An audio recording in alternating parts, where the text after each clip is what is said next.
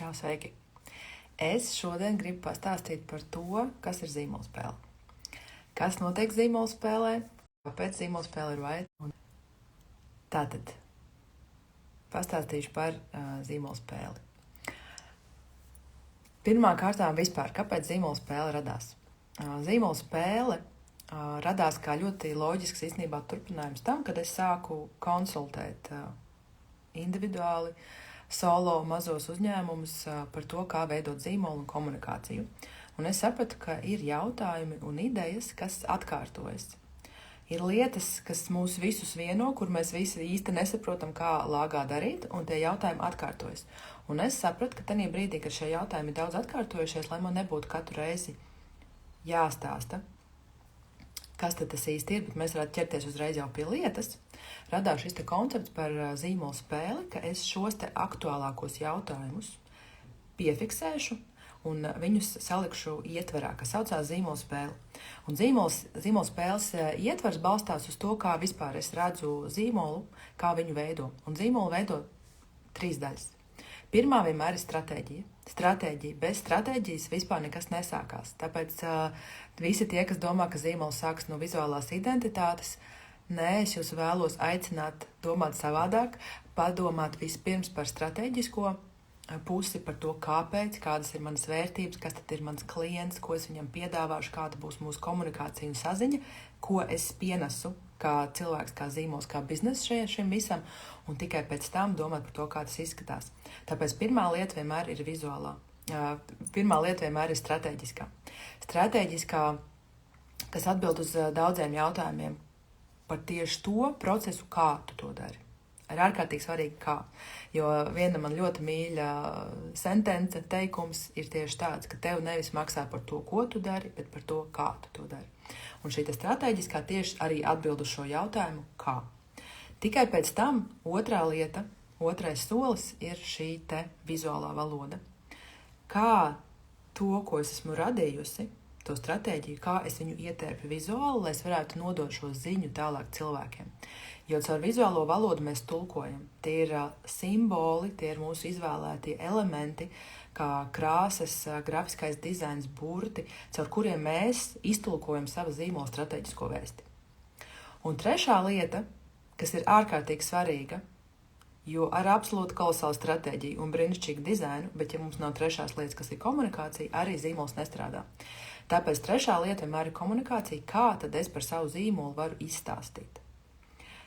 Ko es stāstu, kam es stāstu, kur es stāstu, un kas ir tas mans īpašais, autentiskais stāsts, kuram gribās sekot līdzi.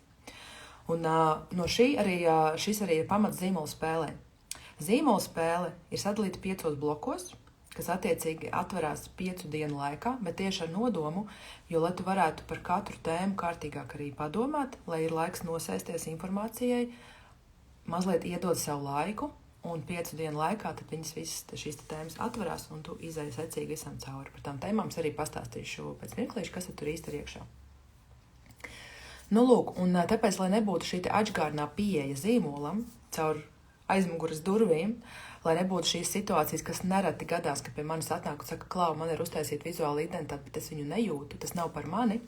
Tieši tāpēc vispirms ir šī stratēģiskā daļa, tā pirmā, un varbūt, lai tev nebiedē arī vārds stratēģija, tā ir zīmola esence, mēs varam viņu arī tā nosaukt, zīmola sajūta, zīmola esence par to, kā tad es piesaku sevi tādā vīzijas, misijas līmenī, par ko mans zīmols un biznesa iestājās. Un lai nebūtu šī problēma ar to, ka atnāk ar grafisko identitāti, un tu saproti, ka bāc, it kā jau ir, bet tas nav par mani, tad mums ir jāsaprot, kas tad ir tas par mani. Un tas ir tas pirmais solis, kas ir jāizdara. Un tas ir īstenībā galvenais zīmola spēles uzdevums. Jo klasisks zīmola grāmata ir par to, kā šis viss izstāsta, kādi burti, kādas krāsas, kā lietojam, kā nelietojam, kur liekam logo, kā izskatās tur, Instagram ieraksts, tā būtu tā vizuālā. Bet manā zīmola grāmatā, kas ir savu zīmola spēle, tur ir atbildētas jautājumi par to, kas ir tava mērķa autorija, kas ir tavs klients, kas ir tavas tēmas, kādas ir tavas vērtības, kas ir tavas vērtības piedāvājums, kas ir tavs zīmola manifests. Tas ir ārkārtīgi svarīgi. Jo tajā brīdī, kad tev ir nodefinētas šīs pamatlietas, viņas ir tādas pamatlietas, kas īstenībā nemainās. Tu kā cilvēks personīgi, tu, protams, vari augt, un arī tavs zīmols aug, bet ir kaut kāds pamatvērtības, kas nemainās. Piemēram, ja tev brīvība vienmēr ir bijusi svarīgāka par stabilitāti, tad viņi tev vienmēr būs tāda. Varbūt viņi mainīs savu kaut kādu proporciju un izpausmi, bet tās vērtības pamati jau paliks. Un tieši tas pats arī ar to zīmolu, ka tā stratēģija, kad viņa vienreiz ir uztaisīta, tad uz tā pamata ir ārkārtīgi viegli būvēt, jo viņa nemainās. Pēc tam, varbūt kaut kāds vizuālās izpausmes, varbūt mēs savādāk komunicējam. Un tas, ko es esmu pamanījusi, ka zīmoli ar laiku, ar to, kā viņi redz, ka viņiem atnāk pretīm atgriezniskā saite, ir vairāk klientu, ir vairāk šo te apstiprinājumu, ka tas, ko tu dari, ir labi un pareizi, ar to zīmoli kļūst drosmīgāki. Drosmīgāk sevi parādīt, sevi iznest. Un līdz ar to arī var būt tā, ka tā vizuāla identitāte, ko tu izvēlējies sākumā, ir varbūt tāda mierīgāka, pieklusinātāka, bet viņa kļūst intensīvāka, skaļāka, pamanāmāka ar to momentu, ka tu uzņem arī savu pašapziņu, savu zīmolu pašapziņu, caur to, ka tu redz pierādījumus, ka tas, ko tu dari, ir vajadzīgs, ir vērtīgs. Un sākumā tā ir arī tāda iesācēja kļūda, ko es bieži vien pamanu, slēpties aiz logo, aiz nosaukumiem, aiz bēšām krāsām, jo tas nevienmēr attaisno tos līdzekļus. Respektīvi, nevienmēr tā bēšā krāsa ir tas, kas tiešām ir vajadzīgs, jo tas drīzāk ir tāds mazs slēpšanās mehānisms. Dažkārt tās bēšās krāsas, zemes toņi ir tieši tas, kas tev ir arī vajadzīgs, bet tam ir patiešām arī pamatojums. Un zīmola spēle palīdz saprast, vai tas ir kaut kas, aiz kā tu slēpies, un izdara šo te zīmola loģikas kļūdu, ka tik mani nepamana, ka tik manu biznesu nepamana, ka tik kāds no manis kaut ko nesāk pirkt. Kas īstenībā mums ir pretējais. Mums jau ir jāspēj tieši izcelties, parādīt, kādi mēs esam, kādas ir mūsu vērtības, kāds ir mūsu produkts, kādi mēs esam, ar kādu to kā mēs nākam, lai cilvēks otrā pusē, kas ir mūsu klients, varētu ar mums norazināt, varētu pievilkties klātē mūsu vēstījumu un attiecīgi arī veikt pirkumu. Nu, lūk, tāpēc zīmola spēlē, pirmkārt, zīmola spēle ir pārbaudīta. Ja? Es jau teicu, ka es esmu to testējusi uz daudziem cilvēkiem, kas nāca pie manis konsultēties, un pirms es šo zīmolu spēli ierakstīju, man bija vairākas grupas, kas bija klātienē ar daudziem cilvēkiem. Ir vismaz 70 cilvēki, kas ir gājuši kopā ar mani vairākas reizes caur spēlē. Es esmu vairākas reizes gājis, viņi ir vienreiz gājuši. Lai gan ir daži cilvēki, kas atgriežas. Tieši šī iemesla dēļ, ka ir vai nu jauns zīmols, vai nu jauns personības updates, un tad ir prasās vēlreiz tam visiem iziet cauri. Bet tad es esmu gājis ar vismaz 70 cilvēkiem cauri personīgi šīm zīmola spēles jautājumiem. Es redzu, kas tur notiek, es redzu, kā cilvēki reaģē, un es redzu to success rate, teiksim tā, to panākumu proporciju. Tāpēc šī zīmola spēle ir pārbaudīta. Tas nav kaut kas, ko es vienkārši no rīta piecēlos un izgudroju. Viņi ir pārbaudīti ar reāliem cilvēkiem, ar reāliem biznesiem, un es redzu tos rezultātus, un es redzu, kā cilvēki ir mācījušies. Manuprāt, arī tos pēdējos gadus, kopš es runāju par komunikāciju, par Instagram, par zīmolu, es redzu, kā ir arī mainījusies tā pati mūsu Instagram sfēra, tas, kur es visvairāk arī darbojos, mūsu Instagram sarkanais paklājs, ir ieviesušās kvalitatīvas pārmaiņas tajā, kā lietas notiek. Nu tā kā tas ir pārbaudīts. Šo zīmolu spēli ir spēlējuši daudzi zīmoli Latvijā jau, un vēl vairāk nav viņu vēl spēlējuši. Bet vienkārši, lai pateiktu to, ka zīmoli, kas spēlē zīmolu spēli, kad vispār tu esi gatavs spēlēt zīmolu spēli? Principā tas ir jebkurā brīdī, un jo ātrāk, jo labāk, bet tad, kad tev vismaz ir skaidrība par to, kas ir tavs produkts vai kas ir tā ideja. Tas produkts vēl var nebūt gatavs, bet tev ir ideja par ko. Jo, ja tu nāc uz zīmolu spēli ar domu, kas grib atrast savu aicinājumu, tā īsti nebūs īstā vieta. Drīzāk tad zīmola refresh pat vairāk darētu. Bet zīmola spēle tomēr ir jau tad, kad tu esi nolēmis, jā, es kaut ko daru, man ir ideja par ko, kas tas būs, varbūt jau tas ir gatavs, tad tas ir īstais laiks.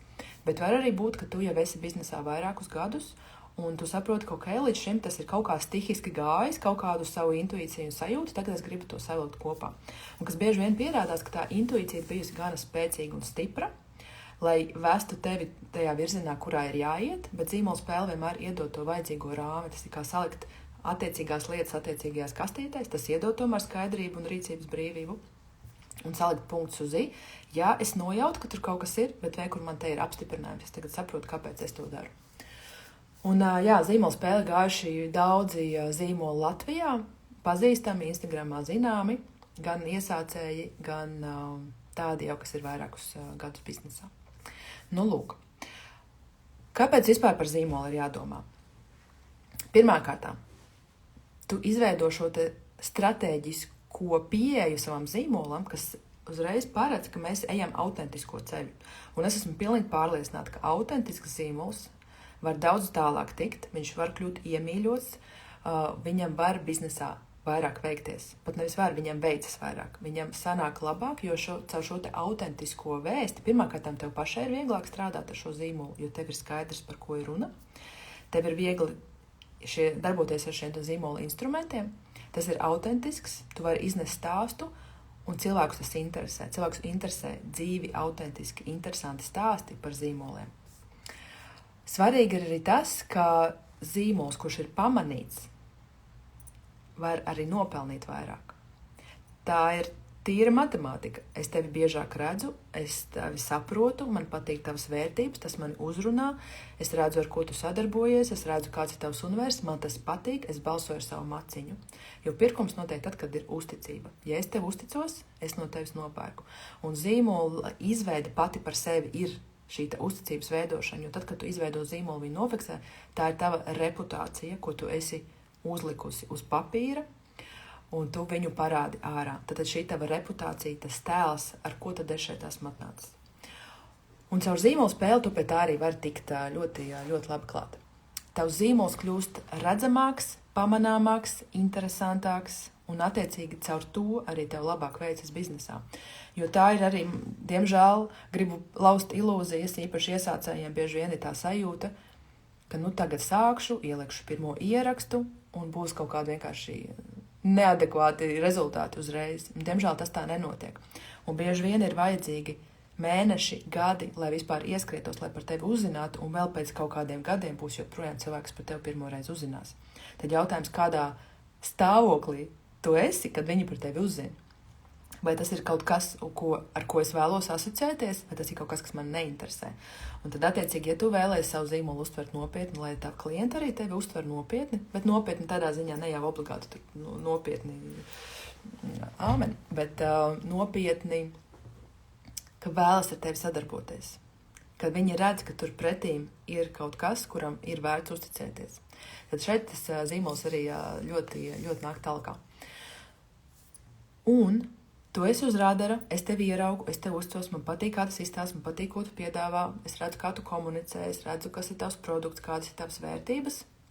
Automātiski ir šī te redzamība, un es translēju priekš sevis, vai man tas patīk, un attiecīgi tad, kad man tas patīk, un es redzu, un tas ir ne tikai nice to have, bet arī must have, tad es arī pērku, un tad šādā veidā tas zīmols palīdz, jo zīmols arī nes to tavu reputāciju, viņš tā kā iet pa priekšu, viņš nes tavu vārdu. Nu, lūk, un tad zīmola spēlē, kas tad notiek? Tātad, tu saproti savu stratēģiju, un tu viņu saproti tādā lielās bildes kontekstā. Tādā vīzijas, misijas kontekstā tu ieraugi, ko tad es šeit ar šo te daru. Un tas nenozīmē, ka mēs visi tik glābjam pasauli, tas nenozīmē, ka tā vīzija ir tik liela, vīzija nišas jomā arī ir ārkārtīgi svarīga. Tajā, ko tu dari, tavs pienesums, tas ir ārkārtīgi svarīgs, nevis tas pasaules mērogs, kurā tu to dari. Nākamā lieta, ko tu definēsi, būs zīmola vērtības piedāvājums. Un vērtības piedāvājums ir ārkārtīgi svarīga lieta, jo, kad tev paprast, kas ir tas, ar ko tu nodarbojies, tu vari pateikt, lūk, tev ir tas teikums, kur tu vari pasakt, es esmu tas, es daru to, tam, un rezultāts ir šāds. Tā ir ārkārtīgi svarīga lieta, ko par sevi zināt, jo diezgan daudz cilvēki nevar pateikt īsumā, kas tad ir tas, ar ko viņi nodarbojas, vai viņi sāk aizplūst kaut kādā lirikā. Tad, kad tu saproti šo te savu zīmola pozicionējumu, tu saproti arī, kā atrast kopīgu valodu ar savu ideālo klientu. Vispār viņi definē šo ideālo klientu un attiecīgi arī saproti, kā ar viņu sarunāties, ko tu gribi pastāstīt ārā. Jo tas, kas ir jāsaprot, ka tas zīmols nāk caur tevi. Un tu vari vadīt to, ko tu runā, ar kādiem cilvēkiem tu runā. Un attiecīgi, kā tu to dari, tāds cilvēks tu arī pievelc. Ja tev kaut kādā brīdī sāk likties, ka pie tevis nāk klienti, kas nav īsti pa tēmu, nozīmē, ka ārā tiek sūtīti signāli, kas neatbilst tam klientam, ar kur tu īstenībā gribi darboties. Tad ir jāsāk izvērtēt, kur ir kaut kāda kļūda notikusi. Un tāpēc ir svarīgi saprast, šo te savu zīmolu stāstu. Kas tad ir tas mans stāsts, kam es stāstu, ko es stāstu, un attiecīgi, lai varētu ar šo savu ideālo klientu arī savienoties.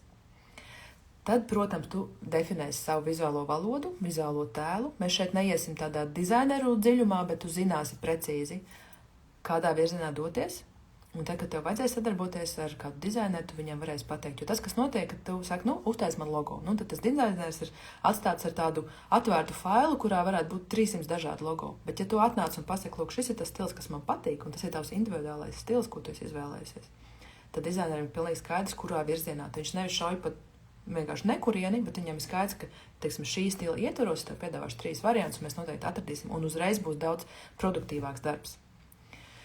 Tālāk būs tad šīs te komunikācijas tēmas, par ko tu sarunājies, kā saprast, kas tavam klientam ir svarīgi. Un kopumā beigās tas viss ietērpjās zīmolgrāmatā. Un zīmolgrāmata, manuprāt, ir tas lielākais bonus zīmola spēlē, kas beigās notiek, jo tu no visiem tiem jautājumiem, ko tu esi atbildējusi, ko tu esi sapratusi zīmola spēles laikā, tu pēc tam tu informāciju ieliec zīmola grāmatā. Un tev ir savs dokuments, sava grāmata, kur vai tu elektroniski vai izdrukātā veidā var turēt priekšā, un tad, kad ir kaut kāda šaubu ēna vai gribās vēlreiz nočekot, kas tu tur notiek, tu viņu paņem, saprot, kur tas ir tas mans vektors, tas ir tas mans ietvers, kādā zīmols darbojas. Un plus vēl ir tā, ka tad, kad tu nopēc zīmola spēli, tev bonusā nāk arī lekcija par zīmolu. Tā ir diezgan tāda plaša mana lekcija par to, no kā sastāv zīmols, kāpēc par katru lietu ir jādomā, kā par to domāt. Līdz ar to tev arī ir uzreiz arī plašāka sajūta par un zināšanas par to, kas vispār ir zīmols, kāpēc ar to strādāt. Tā, šo te visu izdarot, ir skaidrs, ka tad tev ar to zīmolu sāk kļūt viegli strādāt. Tu esi definējis pietiekami daudz svarīgās lietas, kas tev pēc tam būs vajadzīgas ārā komunikācijā, jo reķini tev katru dienu ir jāpieņem dažādi biznesa lēmumi. Nezinu, jāražo, jārada, jāpārdod, jādomā jauni produkti, klientu servis, tur reklāma, grāmatvedība, finanses, kas tik vēl ne. Tad vismaz, lai zīmols ir tas, kas jau ir definēts un skaidrs, un ar to vispār vairāk nav problēma. Tāpēc ir zīmola spēle. Un zīmola spēle sastāv no 10 video. Un izstāstīšu tātad tie 10 video sadalās pa 5 dienām. Pirmajā dienā tev atvērsies 3 video, kurā tu sapratīsi, kas notiek zīmolspēlē. Tu atbildēsi uz šo te svarīgo jautājumu, kāpēc vispār šis ir. Un tu sāki strādāt ar sajūtu kolāžu. Ir ārkārtīgi svarīgi pašā zīmola izveidas sākumā noķert to sajūtu, kā es jūtu zīmolu. Un šī ir tā daļa, kas var mainīties, jo tu audz, tavu standarti aug, un līdz ar to arī tavu zīmola daļa arī attiecīgi aug. Bet vismaz šajā posmā, kur tu esi tagad, ir tajā sajūta moodboardā var arī sajust šo te savu virzienu, kas ir tas īstenībā, kas man ir paredzēts, vai ko es vēlos īstenībā, kas ir tas mans mērķis, ko es eju.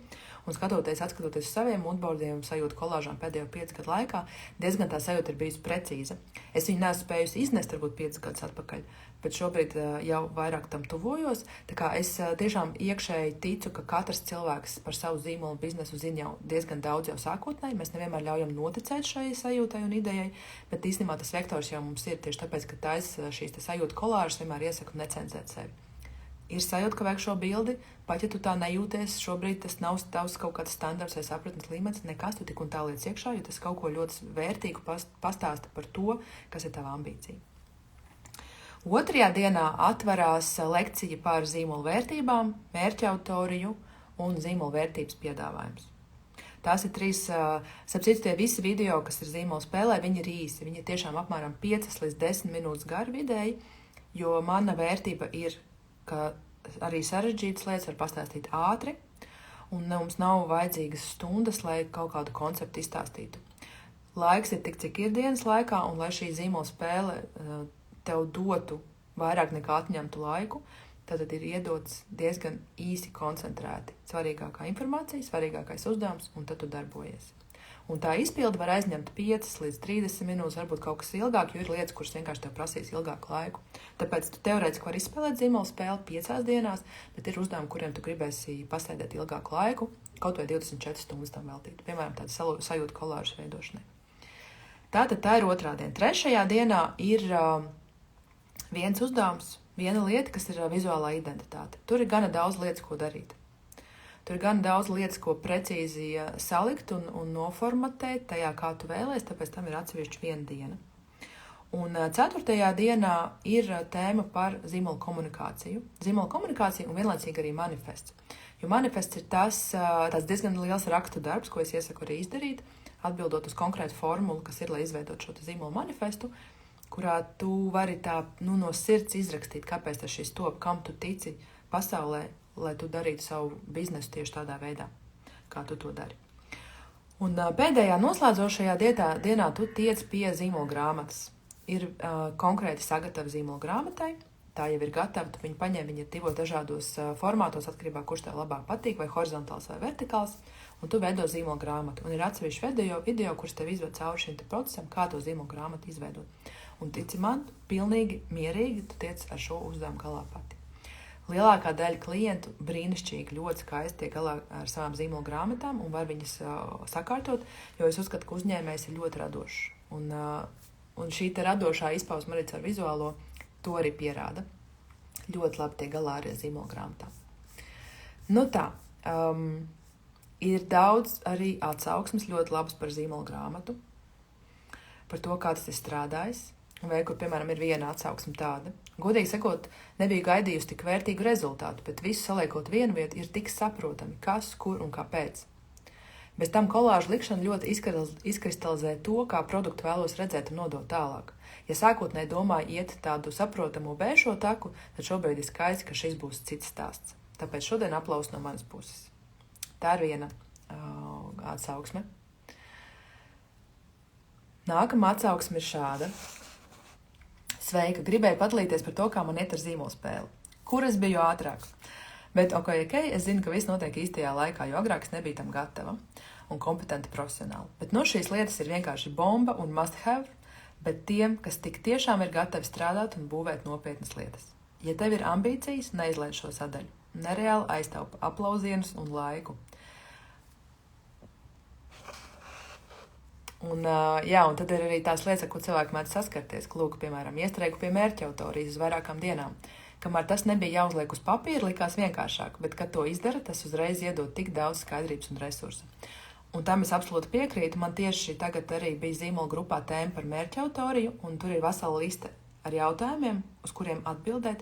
Nevis tikai tur, kur dzīvo, kā izskatās un cik gadi, jo, ticiet man, mēs nevaram visu pasaules ekonomiku būvēt tikai uz sievieti no 35 līdz 45, kurai ir mazi bērni, kas ir ar augstāku izglītību un ļoti labiem ienākumiem. Ticiet man, lielākā daļa no jums droši vien tieši tā arī iedomājas ideālo klientu, kas ne tuvu tā nav. Un tajā brīdī, kad tu sāc patiešām analizēt to, ko tu piedāvā, kas tam cilvēkam ir svarīgi, kurš vēlās iegādāties tavu produktu, tu īstenībā vari aiziet daudz dziļāk un saprast, kas tad īstenībā ir tas, kas tur slēpjas, un kā tev ar to cilvēku ir jārunā. Un zīmolspēle to palīdz tikt galā. Un trešais, kas arī ir ārkārtīgi lieta, ar ko daudzi arī cīnās, ir, ka izrādās ir tik bailīgi nodefinēt precīzu nišu, jo sākumā gribās visu, jo neaiziet ar to vienu šauro nišu, bet tas iedod tādu skaidrību. Un tā arī ir vēl viena lieta, tieši tā, ka ja tev šķiet, ka tu varēsi ar savu ziņu un zīmolu trāpīt visiem, tā nebūs, tas būs lieki izmest laiks un enerģiju. Tāpēc sašaurināt līdz nišai, tas nenozīmē, ka tu runās tieši ar vienu vai pusotru cilvēku Latvijā, tas nav par to.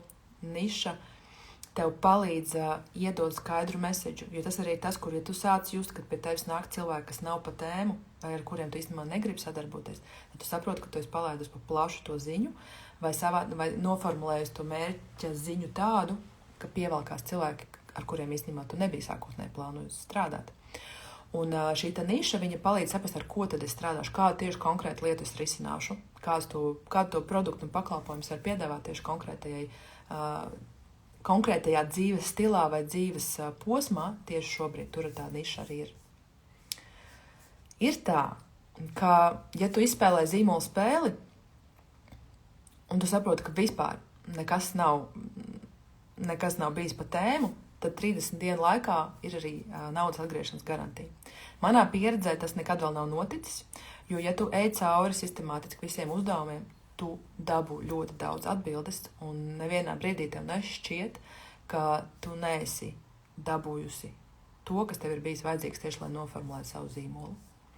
Bet, es šādu iespēju paturu un pasaku, jo dažkārt tas iedod drošības sajūtu, ka, ja es iziešu, un man liksies, ka tiešām nav, un mēs aprunāsimies, un tu pateiks, ka nebija, tad tev ir iespēja neko nezaudēt.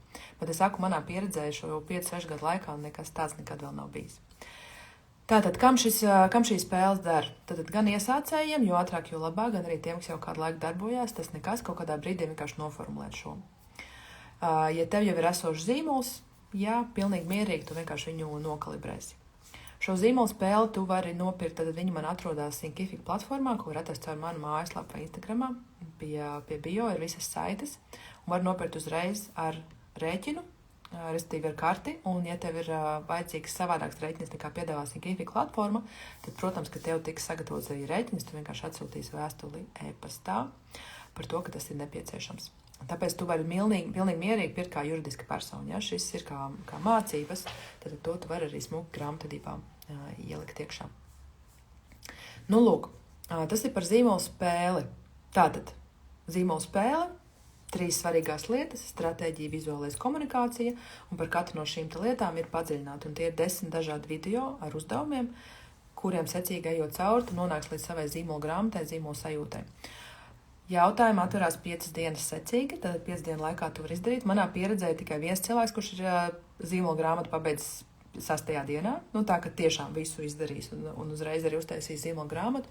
Parasti mazliet tomēr prasās vēl padomāt un padarīt, bet ir iespēja, jo man ir pierādījums, ja? Ka ir arī cilvēki, kas to ir izdarījuši. Un sam ir ļoti priecīgi, jo vienmēr var pēc tam atskatīties uz to savu zīmola grāmatu un paskatīties, kas tur ir sadarīts.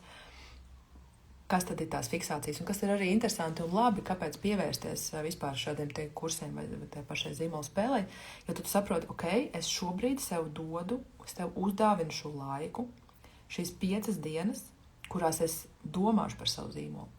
Un tad, kad tu dod savām smadzenēm uzdevumu par to domāt, tev ir vieglāk tam pieslēgties, tu to vienreiz izdari, un ar to arī šis tev izbeidzas, jo tāpēc pie manis arī bieži vien zīmola konsultācija vai zīmola spēle tu viņai vienreiz. Ja vien nenotiek tā, ka ir kaut kāds pilnīgi jauns pavērsiens vai jauns bizness veidojās, tad ir vērts atnākt otro reizi, bet parasti tā ir viena reize. Un ar to vienu reizi arī pietiek. Tu vienreiz viņu izdari, un tev ir. Nevis tu mokies un domā gadiem, ko man tur darīt, kā man tur darīt, bet šī investīcija, kas ir 120 €, viņa tev pat tiešām aiztaupīs laiku un resursu, lai saprastu, par ko tas tev zīmols iestājas un darbojas. Nu, lūk, un pēc zīmola spēles ļoti ieteicami reizi gadā ir zīmola refresh. Tas ir kā zobārsts un higiēnists, ja? Aiziet reizi gadā saprast, kāds ir mans jaunais updates, kā to zīmolu tālāk veidot, vai es esmu mainījusies, vai es tagad redzu savu zīmolu drosmīgāk. Un nākamā lieta, kas ir ļoti loģiska, tad, kad tu esi šo savu zīmolu spēli izgājusi, zīmola grāmata ir izveidota, zīmols ir, tad tā ieviešana. Un ieviešanā ir forši darboties grupā, un tieši tāpēc es izveidoju zīmolu grupu, kas ir abonementa grupa uz mēneša abonenta principa. Katru mēnesi viena konkrēta tēma, un arī nevis viena mēneša laikā tur ļoti daudz, bet viena konkrēta tieši tāpēc, lai tajā tēmā varētu padziļinātāk iet un mēneša laikā viņu arī izstrādāt. Pirmā tēma, piemēram, bija par newsletteriem, tad par jaunumu vēstuli rakstīšanu, kā vispār dabūt pirmos cilvēkus, kas pierakstās uz tavām ziņām, kā dabūt vairāk cilvēkus, kas pierakstās, un ko pēc tam darīt ar šīm ziņām, kā to e-pastu rakstīt.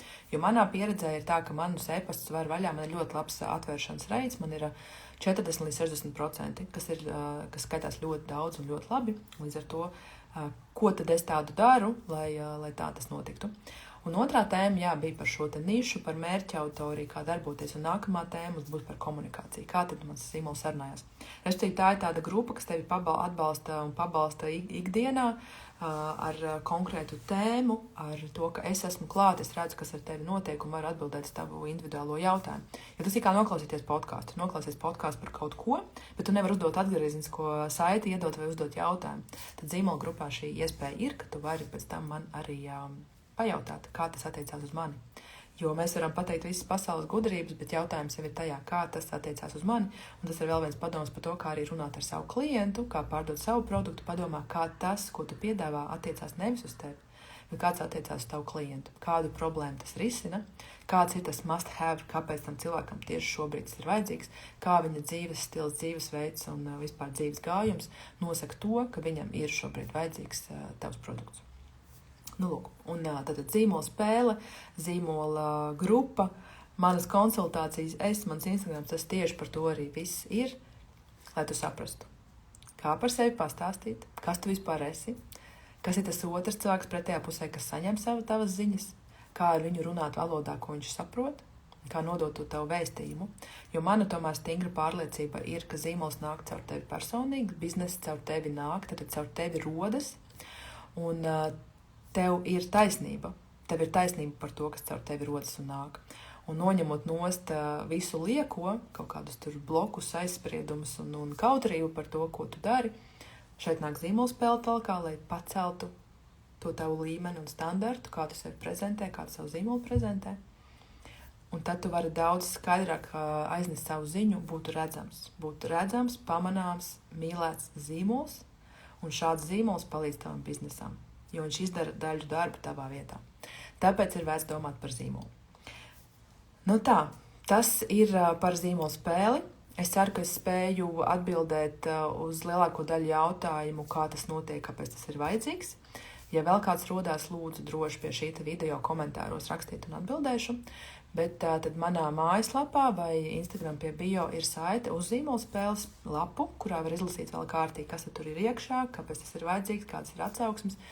Saprast, vai tas tev ir vajadzīgs, bet principā tas ir vienreizējs pasākums, vienreizēja investīcija, kas tev atmaksāsies ilgtermiņā, izveidot šo te zīmolu. Un tieši tāpēc, ka es pati to individuāli daru reti, 1 vai 2 reizes gadā šo zīmolu spēli vadu, tieši tāpēc viņi ir online, viņi ir pieejama jebkurā brīdī. Tu vari sākt arī šodien. Un lai tev top kolosāls zīmols, un ja var vēl kā atbildēt, kā palīdzēt, tad raksti. Šodienai tad arī viss. Paldies, tiekamies zīmolu spēlē. Čau!